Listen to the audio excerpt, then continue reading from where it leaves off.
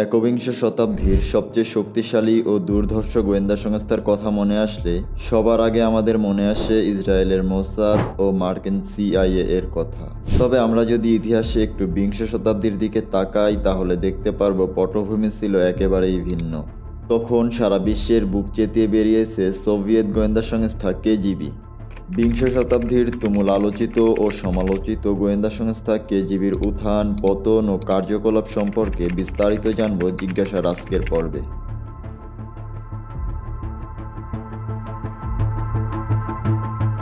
Soviet নেতা Joseph স্টালিনের মৃত্যুর পর 1954 সালে তৎকালীন সোভিয়েত প্রধানমন্ত্রী নিকিতা সের্গেইভিচ এর তত্ত্বাবধানে কেজিবি প্রতিষ্ঠা লাভ করে। সংস্থাটি মূলত এর উত্তরসূরি এনকেজিবি এর মতো করেই গঠন করা হয়েছিল। কেজিবি মূলত অভ্যন্তরীণ ও আন্তর্জাতিক এই দুটি ভাগে ভাগ হয়ে কাজ পরিচালনা করত। রাশিয়া ছাড়াও সোভিয়েত ব্লকের অন্যান্য রাষ্ট্রগুলোর জন্য কেজিবির নিজস্ব বিভাগ ছিল, যে বিভাগগুলি কেজিবির তত্ত্বাবধানেই বিভিন্ন আলাদা আলাদা নামে কাজ করত। তবে পুরো সোভিয়েত ইউনিয়নকে বহির্বিশ্বের আক্রমণ থেকে রক্ষা করাই ছিল এই কেজিবি ও তার অঙ্গ সংগঠনগুলির মূল উদ্দেশ্য। আন্তর্জাতিক নানা অপারেশনের মধ্য দিয়ে কেজিবি নিয়োগপ্রাপ্ত এজেন্টের দুর্ধর্ষতার প্রমাণ মেলে। বিভিন্ন দেশের সরকারের গোপনীয় ও স্পর্শকাতর তথ্য সংগ্রহের পাশাপাশি সামরিক বাহিনীর উচ্চপদস্থ কর্মকর্তাদের টার্গেট করে তাদেরকে নানা উপায়ে ম্যানিপুলেট করে তথ্য সংগ্রহ করত কেজিবি। ইন্টারন্যাশনাল হাই প্রোফাইল বিভিন্ন ব্যক্তির হত্যার পেছনেও কেজিবির হাত ছিল। এমনকি মার্কিন প্রেসিডেন্ট জন এফ কেনেডি হত্যার পেছনেও ছিল কেজিবির হাত। আন্তর্জাতিক বাজারে সোভিয়েত অস্ত্র ব্যবসার প্রসারে কেজিবি গুরুত্বপূর্ণ ভূমিকা পালন করেছিল।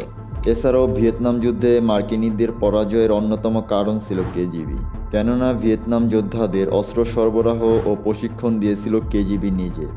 এমনকি বাংলাদেশের স্বাধীনতা যুদ্ধে কেজিবি অস্ত্র সরবরাহ করেছিল বলে অনেকেই মনে করেন। পৃথিবীর অন্যান্য গোয়েন্দা সংস্থা যেখানে বিভিন্ন দেশের সরকার, সেনাবাহিনী ও রাজনীতিবিদদের কর্মকাণ্ড নজরদারি করে, সেখানে মার্কিন গোয়েন্দা সংস্থা সিআইএ, যুক্তরাষ্ট্রের গোয়েন্দা সংস্থা MI6, এমনকি ইসরায়েলি গোয়েন্দা সংস্থা মোসাদের ওপরও গোয়েন্দাগিরি করত এই কেজিবি। শুধু তাই নয়, আমেরিকার পারমাণবিক গবেষণা কেন্দ্রের প্রধান হিসেবে দায়িত্ব পালন করেছে একজন কেজিবি এজেন্ট। 1954 সাল থেকে 1991 সাল পর্যন্ত দীর্ঘ 37 বছরের ইতিহাসে সোভিয়েত ইউনিয়নের এই গোয়েন্দা সংস্থা তাদের গোয়েন্দাগিরির জন্য যতটা না বিখ্যাত ছিল তার থেকে বেশি কুখ্যাত ছিল তাদের নৃশংসতার জন্য। কেজিবি সবচেয়ে বেশি ঘৃণিত হয়েছিল দেশের অভ্যন্তরের সকল বিদ্রোহীদের কঠোর হাতে দমন করার মধ্য দিয়ে। চেচেন বিদ্রোহের অনেক নেতাসহ তাদের পরিবারের সদস্যদের উপর নৃশংস উপায়ে হত্যাযজ্ঞ চালিয়েছিল কেজিবি। চেক প্রজাতন্ত্রের যুদ্ধের গণহত্যায়ও কেজিবির হাত ছিল। আফগান সোভিয়েত যুদ্ধেও কেজিবির সংশ্লিষ্টতা জনসম্মুখে আসে। এমনকি নিজ দেশে ভিন্ন রাজনৈতিক ও ধর্মীয় মতাদর্শের মানুষের উপরেও নানা রকম অত্যাচার, শ্রমিক ক্যাম্পে প্রেরণসহ নির্বিচারে হত্যার জন্য কুখ্যাত ছিল এই কেজিবি। নিজ দেশ তথা সোভিয়েত ইউনিয়নের সমাজতন্ত্র প্রতিষ্ঠা ছিল কেজিবির মূল উদ্দেশ্য। তবে কেজিবির সবচেয়ে বেশি সফলতা ছিল অন্যান্য দেশের সরকারের পতন ঘটিয়ে সেসব দেশের সমাজতান্ত্রিক সরকার প্রতিষ্ঠা করা। ধারণা করা হয় কিউবার সরকার পতন এবং সমাজতান্ত্রিক দেশে পরিণত করতেও কেজিবি গুরুত্বপূর্ণ ভূমিকা পালন করেছিল। পাশাপাশি সমাজতান্ত্রিক দেশগুলোতে 3000-এরও বেশি শিল্প কারখানা নির্মাণ, পুনর্গঠন ও সম্প্রসারণে কৌশলগত সহায়তা দেয় কেজিবি।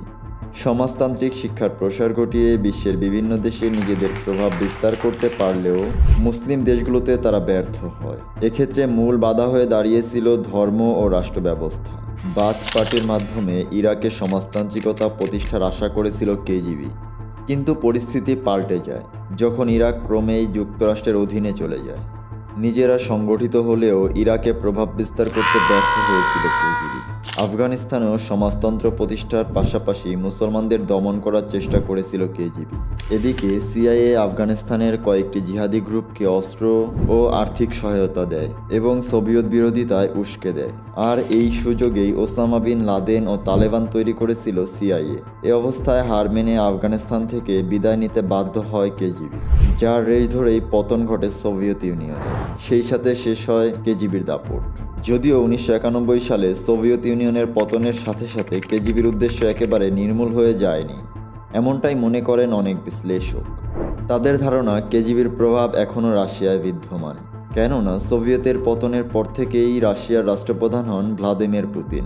যিনি নিজেই ছিলেন একজন কেজিবি এজেন্ট। কেজিবির মতোই বর্তমান বিশ্বের দুর্ধর্ষ গোয়েন্দা সংস্থা মোসাদ।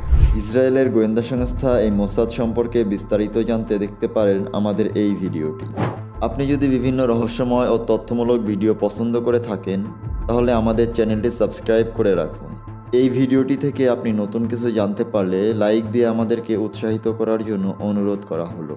এছাড়াও কমেন্ট বক্সে আপনাদের মূল্যবান মতামত জানাতে ভুলবেন না। আল্লাহ হাফেজ।